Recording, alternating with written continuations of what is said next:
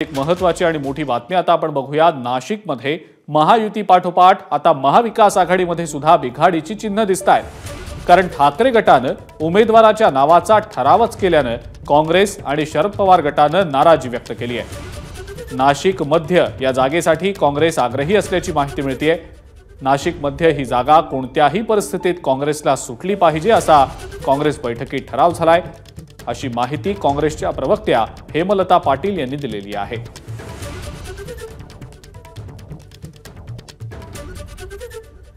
काल नाशिक शिवसेना उद्धव साहेब ठाकरे गटाची जी काही मीटिंग झाली आणि त्यामध्ये नाशिक मध्य आणि नाशिक पश्चिम मध्ये नाशिक मध्यसाठी माजी आमदार वसंत गीते आणि नाशिक पश्चिमसाठी सुधाकरजी बडगुजर जिल्हा प्रमुख यांचा त्यांच्या पक्षाने ठराव केला।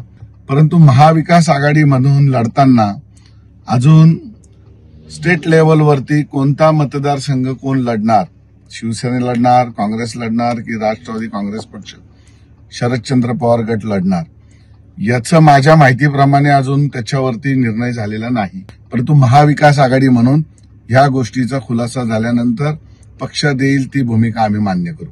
एक पक्षाच्या नेत्यांना ही जागा लढवण्याचा अधिकार आहे, तशी त्यांना इच्छा होणार।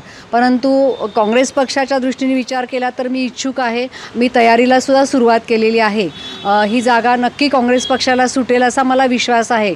परंतु जो काही पक्षाचा निर्णय होईल, ज्या कोणाला उमेदवारी मिळेल त्यांचं आम्ही काम करणार आहे, अतिशय प्रामाणिकपणे काम करणार आणि महाविकास आघाडी म्हणूनच आम्ही ह्या निवडणुकांना सामोरे जाणार आहे।